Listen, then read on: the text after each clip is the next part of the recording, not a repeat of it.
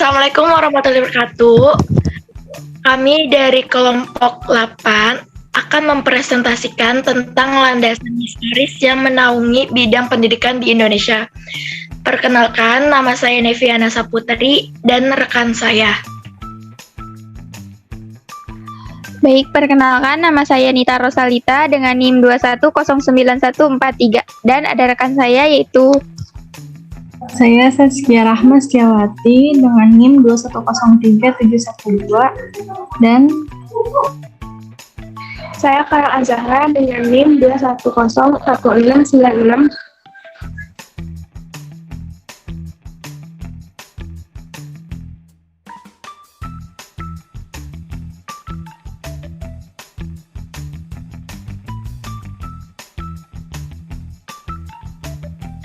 Landasan historis pendidikan itu ada 3. Pertama, ada pengertian landasan pendidikan. 2, zaman kerajaan Islam. 3, zaman pengaruh Portugis dan Spanyol.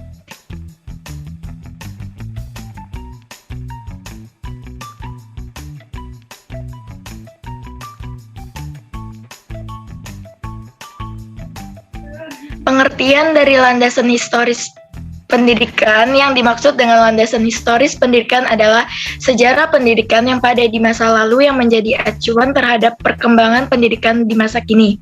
Landasan historis pendidikan merupakan landasan pendidikan yang berhubungan dengan sejarah pendidikan. Sejarah atau historis adalah keadaan masa lampau dengan segala macam kejadian atau kegiatan yang didasari oleh konsep-konsep tertentu. Sejarah penuh dengan informasi-informasi yang mengandung kejadian, model, konsep teori, praktik, moral, cita-cita bentuk. Dengan tinjauan landasan historis pendidikan nasional Indonesia merupakan pandangan ke masa lalu atau pandangan retrospektif, pandangan studi historis tentang proses perjalanan pendidikan nasional Indonesia yang terjadi pada periode masa yang lampau.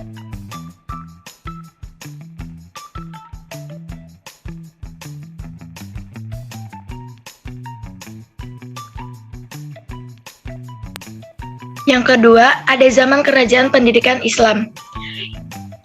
Islam mulai masuk ke Indonesia pada abad ke-13 dan mencakup sebagian besar Nusantara abad ke-16. Pemerintahannya dipimpin oleh raja. Masyarakatnya tidak mengenal kasta. Tujuan pendidikan zaman ini agar manusia bertakwa pada Allah sesuai dengan ajaran yang disampaikannya oleh Nabi Muhammad, sehingga mencapai keselamatan dunia akhirat.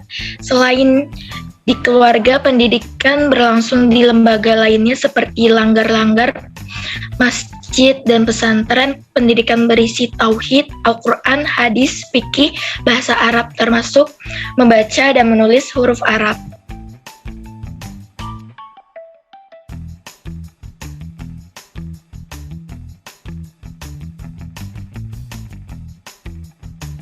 Terus ada zaman Portugis sampai Spanyol.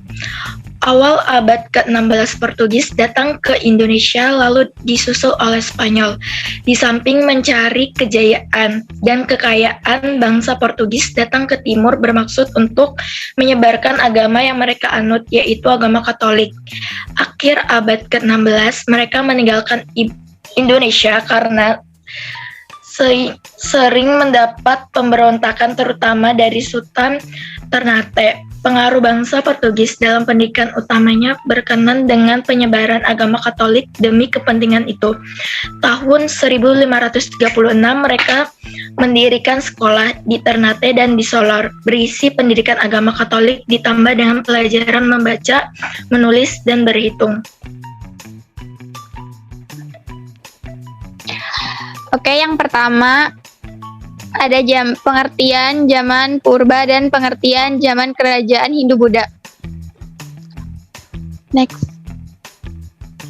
Zaman purba, latar belakang sosial budaya pada zaman purba. Semua masyarakat mempunyai kebudayaan yang berkembang. Dalam masyarakat, nenek moyang pada zaman purba dan juga disebut kebudayaan Neolitik. Pada zaman purba, kebudayaannya juga tergolong kebudayaan maritim. Adapun kepercayaan yang dianut oleh masyarakat yaitu animisme dan dinamisme. Tujuan pendidikan pada zaman ini adalah agar generasi muda dapat membela diri, hidup bermasyarakat, taat terhadap adat, dan nilai-nilai religi yang mereka yakini. Pendidikan dilaksanakan di dalam lingkungan keluarga dan dalam kehidupan keseharian masyarakat. Adapun kurikulum yang mereka gunakan yaitu meliputi pengetahuan, sikap, dan nilai mengenai kepercayaan. Pendidikan terutama adalah para orang tua dan secara tidak langsung adalah orang yang sudah dewasa di dalam masyarakat. Next. Yang kedua yaitu zaman kerajaan Hindu-Buddha. Latar belakang sosial budaya pada zaman kerajaan Hindu-Buddha, nenek moyang pada zaman ini umumnya tinggalnya di daerah subur, seperti pesisir pantai. Pada zaman ini juga mereka melakukan hubungan perdagangan dengan orang dari India yang singgah dalam perjalanannya. Pendidikan pada zaman ini selain diselenggarakan di dalam keluarga, juga diselenggarakan di dalam lembaga pendidikan. Tujuan pendidikan ini ia agar peserta didik menjadi penganut agama yang taat, mampu membela diri dan negara. Adapun kurikulum yang digunakan meliputi agama, bahasa, Sangsakerta, termasuk membaca dan menulis huruf Palwa. Setelah itu, perguruan Buddha menyebar ke seluruh wilayah kekuasaan Sriwijaya. Terima kasih.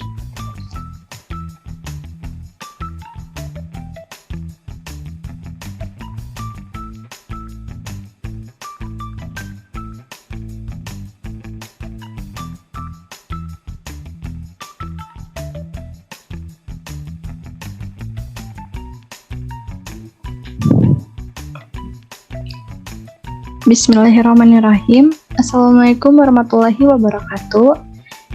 Di sini izinkan saya mempresentasikan tentang masa kedudukan Jepang.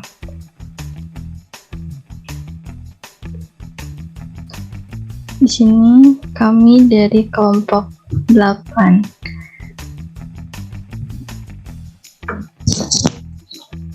Oke, bismillah. Yang pertama, masa kedudukan Jepang ini, Jepang itu telah menguasai Indonesia pada tanggal 8 Maret tahun 1942, ketika waktu itu Panglima tertinggi pemerintah Hindia Belanda itu menyerah tanpa syarat di Kalijati, Bandung. Di sini ada beberapa tempat yang tentara Jepang masuki, yaitu ada Teluk Banten, lalu ada Heretan Wetan, Kragan. Waktu itu dalam satu persatu tempat strategis yang ada di Nusantara itu berhasil direbut Jepang dari tangan Belanda. Tarakan yang merupakan wilayah Nusantara yang pertama kali jatuh itu ke tangan Jepang, yakni pada tanggal 12 Januari 1942. Jepang sebagai kota terbuka itu tidak lagi berada dalam genggaman Belanda itu pada tanggal 5 Maret tahun 1942, dan Jepang menguasai Indonesia pada tanggal 8 Maret 1942. Itu Jepang telah resmi menduduki Indonesia yang langsung melakukan perubahan untuk menghapus dominasi Barat. Jepang yang memiliki bentuk fisik yang hampir sama dengan orang Indonesia, jadi keuntungan tersendiri buat Jepang. Oleh karena itu Jepang tuh dapat dengan mudah menyebarkan semboyan 3A, yaitu Jepang sebagai cahaya Asia, pemimpin Asia, dan juga jadi pelindung Asia. Orang Jepang ini berkeinginan untuk mempekerjakan orang Indonesia itu sebagai bentuk untuk merealisasikan cita-citanya, yaitu Asia untuk Asia. Dan kebijakan-kebijakan yang diterapkan oleh Jepang itu memiliki dua misi. Yang pertama itu misi menghapuskan pengaruh Barat, dan kedua itu dapat memobilisasikan rakyat Indonesia demi kemajuan perang. Nah, tujuannya itu apa? Tujuannya itu untuk membantu Jepang dalam memenangkan dalam perang Pasifik. Lalu, apa saja organisasi kemiliteran Jepang itu? Satu, yang pertama itu ada Sinendan atau Barisan Pemuda. Lalu ada Keibodan itu sebagai barisan pembantu polisi. Yang ketiga ada Heiho adalah pembantu prajurit Jepang. Yang ketiga ada Peta pembela tanah air. Lalu yang keempat ada Fujinkai atau Barisan Perhimpunan Wanita. Dan terakhir itu ada Shinentai, barisan. Mungkin begitu saja yang bisa saya sampaikan. Selebihnya kekurangannya saya minta maaf. Dan terima kasih. Wassalamualaikum warahmatullahi wabarakatuh. Assalamualaikum warahmatullahi wabarakatuh. Saya di sini akan menjelaskan tentang pengertian zaman pemerintahan kolonial Belanda dan zaman pergerakan nasional. Next.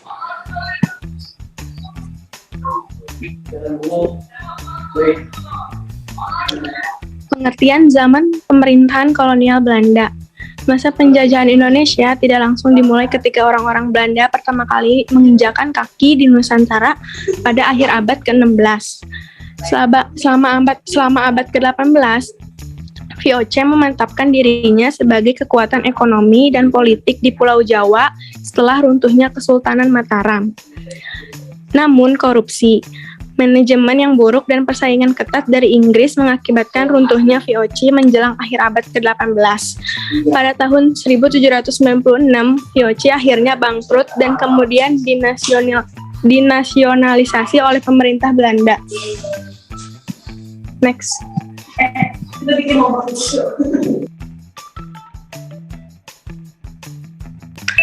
Zaman pergerakan nasional.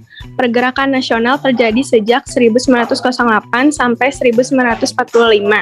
Pada 1908 dapat dijadikan sebagai sebuah awal pergerakan nasional karena pada masa itu perjuangan yang dilakukan rakyat masuk ke dalam kategori visi nasional. Next.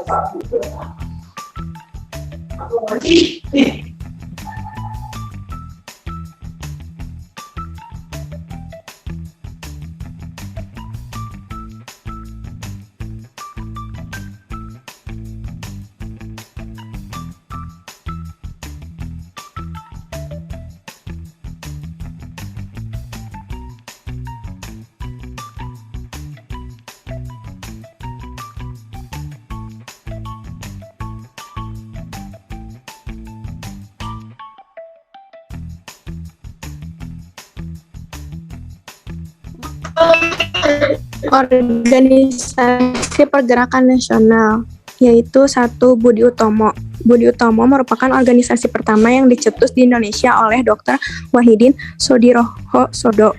Wahidin berkeliling ke Pulau Jawa untuk melakukan sosialisasi terkait pentingnya pendidikan dan dana pendidikan digunakan untuk membantu pelajar yang tidak dapat melanjutkan pendidikan. 2. Sarekat Islam. Sarekat Islam didirikan oleh Haji Samanhudi di Solo pada 1905. Awalnya organisasi ini bernama Sarekat Dagang Islam, kemudian diubah menjadi Sarekat Islam. Pada 1912, HOS Cokro Minoto ditunjuk untuk menjadi ketua dari Sarekat Islam. 3.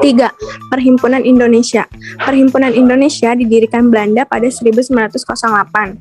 Awalnya organisasi ini bernama Indische Vereniging oleh Sultan Kasajangan, Soripada, dan RM Noto Suhroto. Sekian presentasi dari saya, mohon maaf bila ada salah. Wassalamualaikum warahmatullahi wabarakatuh.